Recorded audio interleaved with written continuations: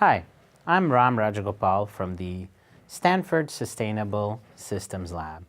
Today I'm going to talk to you about the project Visualization and Insight for Demand and Distributed Energy Resources.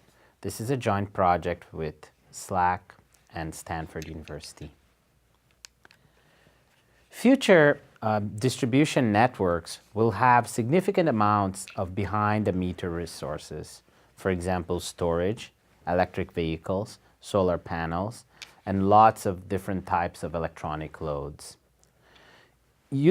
Ensuring that you have full reliability, controllability, and observability of your distribution network in the presence of all of these resources is going to be a challenge. Particularly, one wants to be able to perform different types of network management services. For example, identifying the topology of the grid, detecting failures, ensuring that voltages across the network are within appropriate bounds, and identifying where to place resources to keep these networks under control. In addition to that, we will have to address how to perform the planning of a distribution network in the presence of these distributed energy resources. That requires, in addition to traditional planning, modeling the adoption of these resources, understanding how the aggregation of these resources affects the network performance, and performing long-term forecasts of both the aggregate behavior and the adoption. The opportunity to address these challenges is really that there is a wealth of new data. This data consists of both more traditional SCADA data that is held by utilities, things like voltage and real and reactive power measurements from transformers across the distribution network and at the substation, as well as new forms of data present at the utility. For example, measurements of load and voltage at homes and businesses, so at the building level, with data that is owned by third parties. For example, information coming from solar inverters or from controllers that are being installed in the distribution system. Processing this information to extract insight requires a combination of machine learning, signal processing, and different methods combined with more traditional approaches from power systems and optimization. VADER, or Visualization and Analytics of Distributed Energy Resources, is a project that proposes to tackle this challenge. VADER is a system that pulls raw data from traditional SCADA networks and combines it with data coming from third parties and smart meters, so inverters, etc., as well, and charging stations, as well as smart meters. It processes this information and generates insights about the distribution network, both in planning and in real time. For example, it allows you to address situational awareness, what we call the what now, what's going on now. It allows you to perform operations planning, which is really answering the question of, if today I'm going to see a cloud passing through my distribution network region, how does it affect the system, for example? It allows you to evaluate the impact of new technologies, new types of voltage controllers, or the ability of inverters to provide reactive power support, and so on. And finally, it allows you to close the loop in terms of where to place resources and how to optimize control and system parameters of these resources in order to obtain the best impact of the grid. VADER is particularly suited to address challenges which are between a day of to a short horizon planning challenges. So what is the challenge when we try to combine this information and address these type of questions that we posed before? First, we have many different types of data that we need to combine. In a traditional SCADA system, you have a SCADA clock, and data comes periodically aligned with the clock across your whole distribution feeder. With the new types of data that VADER is collecting, data may be coming in a non-periodic fashion, like in this stream one. There may be missing samples, and the different streams may actually not even be time synchronized. So we need to address this heterogeneity of both of the temporal and availability of information. Second, the type of information that's coming in, ranging from voltage measurements to power measurements to resource availability, are of completely different nature. Here we are illustrating, for example, that if we have 4 different topologies and we look at voltages in the smart meters in each one of these topologies, they only change about 5%. But if you look at power measurements across some key distribution lines in our system, those measurements can change 400%. So contrasting different types of measurements and the different ways they are collected is definitely a challenge. Moreover, there is an even harder challenge to tackle.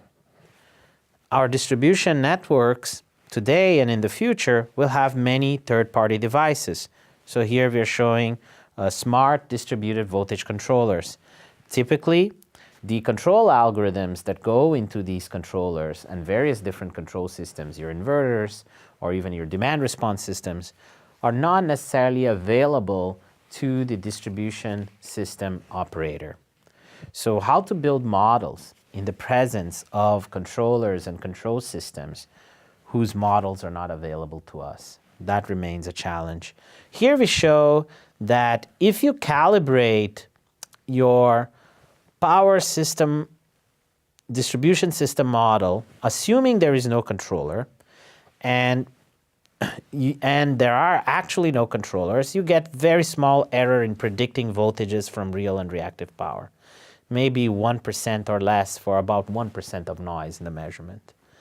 But if now you do the same exercise using data from a system that has active controllers, but you don't know the controls, suddenly your errors can range from 5%, 4%, all the way to 10, 15%.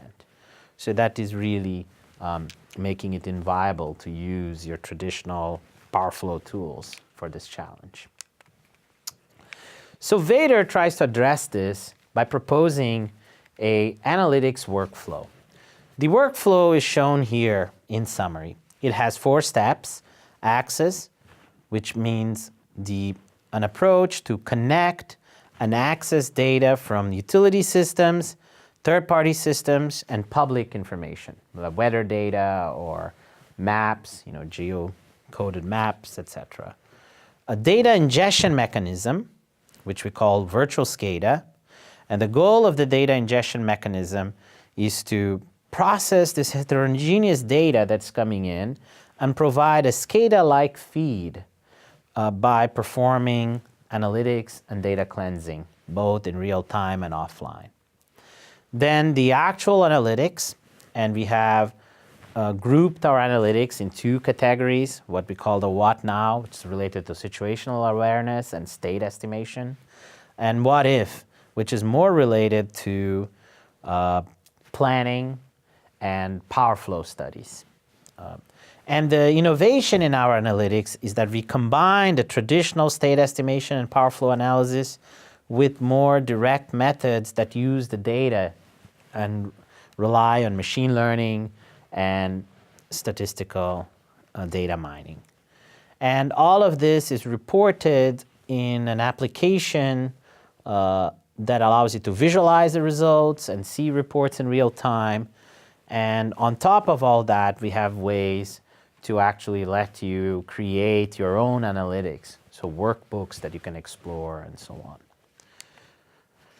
on. The VADER workflow can be implemented in many different solutions, we are particularly utilizing open source solution platform. And in this slide, we summarize the different components of this system. It has persistent distributed storage. Right now, we are using Spark. It has some form of stream analytics and batch analytics. So we have both. And we provide workbooks where you can design your algorithms and then run them in batch, as well as dashboards that can be used by operations engineers and work crews. So on this side of VADER, we are actually providing a tool that enables you to develop the different methods and algorithms using open source platforms, but at the same time immediately deploy them so that engineers can use them in practice. So let's go through the different pieces of VADER and see some examples of analytics. So in virtual SCADA, one of the big challenges is that smart meter data typically comes with hours of delay. So we obtain the typical delays between 1 and 3 hours. So if you want to integrate that with the real-time SCADA information, you want to be able to forecast those power readings using your historical data. And one of the things that we found is the performance of different forecasting methods for different aggregates of loads in your distribution network. For example, at the level of a single home, typical forecasting errors are around 50%. For a single building, which is the aggregate of about 10 homes, forecast errors are around 10%. But if I go to a secondary transformer or so, my forecast error can go for 10% to 5%. And when I go for a single feeder, errors are very close to 2 to 3%. So in our virtual SCADA system, smart meter data can be forecasted and used, and we have a good qualification of the error. Different forecasting methods can be tried. Second, we also develop novel methods to detect the topology. So throughout the network, we have switches, and many of these switches are manual, or even when they're automated, there's no reporting of what is the switching position. The key is these switches are operated such that this whole network retains its radial structure. We built algorithms that utilize forecasted smart meter data together with key line sensor data and estimates whether the switches are on and off. And we do 2 steps. First, we identify ideally where you would like to have line sensors in order to uniquely detect the switch positions. And second, we develop a statistical method that enables you to estimate this efficiently. Using these methods, for example, we were able to find that if you carefully place your line sensors in the system, you only need to place about 5 to obtain perfect reconstruction of the system. If you randomly place them, your errors are still around 50% of mistakes in detecting the switch position. Another type of algorithm we built is actually reconstructing the whole network from historical information. So it turns out in many cases you want to be able to correct topology errors, or the actual network may not be directly available. So an example of what now is we utilize voltage measurements at the smart meter, and we learn what is the structure of the network from the correlations in these voltage measurements. These methods have been tried before, but we identified key issues that prevented previous methods to work with actual practical data. So here we are showing an example of performance of an existing method, which is about 100% of mistakes. So it's not able to reconstruct the network at all from noisy measurements, and our method, which can recover edges very, very effectively. And here you can see the performance in test networks when you have a full voltage measurements or just a voltage magnitude. We have developed different approaches, some that work for radial networks and some that work for arbitrary networks. Another example of what now analytics is really the detection of outages in the system. So when you have particular outages in a system that's not necessarily radial, what we observe is that the covariance of between voltage measurements is going to have a particular statistical structure. Using that and methods for detecting change, called change point algorithms, we can very effectively design detectors that detect individual line outages in our network correctly and very effectively, providing you a very efficient trade-off between false detection and the amount of time you need to wait in order to detect an outage. I now want to move to another type of analytics, the what-if analytics, more related to planning. So typically the way these is performed is I model my whole distribution network using power flow equations. And these power flow equations then let me see how voltages across the network change as different amounts of real and reactive power are injected or extracted at every bus in the system. As we mentioned earlier, when you have resources that are active but whose control systems are not really available for you to model, you may end up learning incorrect power flow models. What we did instead is to utilize a machine learning approach, what's called a support vector machine, and we use the historical data to directly learn a relationship between real and reactive power and all our voltages.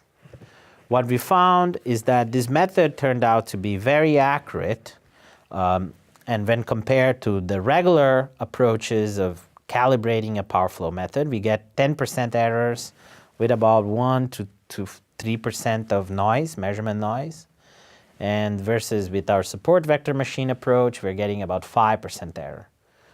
More interestingly, we have also demonstrated that these recovered equations using our machine learning method exactly respect the physics of power flow if full data is available and no active controllers are present. When you have those active controllers, the system adapts in order to capture that information. So we are able to build maps from voltage to power, which is the traditional power flow maps, but we are also able to learn inverse maps for power from voltage, so power driving voltage. Okay. And both turn out to be accurate. So we are starting this work, testing it now with real data. Another question on what if was posed earlier is how to perform distributed energy resources planning. And as I mentioned earlier, there are 4 or 5 tasks that are important. First, you need to be able to learn and how to forecast the adoption of DERs. And this includes both some behavioral decisions about how consumers decide to adopt DERs, plus what are the economic and financial incentives for a consumer to adopt DERs, and third, what is the local impacts and how does it impact the transmission network when you have this type of adoption. So you need to build an adoption dynamics model that can capture all of that. Second, you want to be able to incorporate demand-side management and energy efficiency into your model, because these turn out to be 2 important, very low-cost resources. Third, you want to be able to do some type of placement of decisions on where to place these resources in order to minimize costs. Third, you want to be able to incorporate network impacts overall. And fourth, you want to be able to do how do we analyze and incorporate markets and alternate value streams. In addition to all this, when you're doing planning exercises with DERs, you also want to investigate if there are gains of scale. For example, constructing a community solar versus individual rooftop solar panels, and incorporate all of that in an optimization. We have developed a method for that, which we call rematch. Rematch utilizes data from consumers, and here we classify consumers according to their load shapes, and then builds a temporal staged scenario map for the future. So it's a scenario-based analysis, because there are key variables which may change how you plan the adoption and deployment of DERs. For example, the natural gas prices, or the prices of different technology, or the construction dynamics, gains of scale when trying to construct a community system versus an individual system. So we allow you to model your dynamics in form of a graph, and then we utilize that in an optimization problem that uses an inspiration from matching algorithms to match consumers and resources, including grid transmission resources. And performing rematch planning, we are able to observe very interesting outcomes. If you just look in terms of cost savings, your traditional grid is served at $278 million for this particular example with a few, thousands of customers, tens of thousands of customers. But using some local distributed energy resources at the right scale, in the right places, etc., you can halve that cost, including the capital cost, construction costs, etc., and so on and so forth. And rematch also produces another interesting outcome. When you look at your plan, it assigns the different resources to the different categories of consumers, so you can see how much each class of consumers are benefiting from the technologies you deployed in the network. In addition to that, it also provides a staged way to approach your planning. So this is the start of a different way to think about scenario-based planning for distributed energy resources. So we come to the end of our presentation of VADER. I welcome you to learn more about our project at vader.stanford.edu, and hope to get your feedback, and you can read and access our papers, data sets, and algorithms. Thank you very much.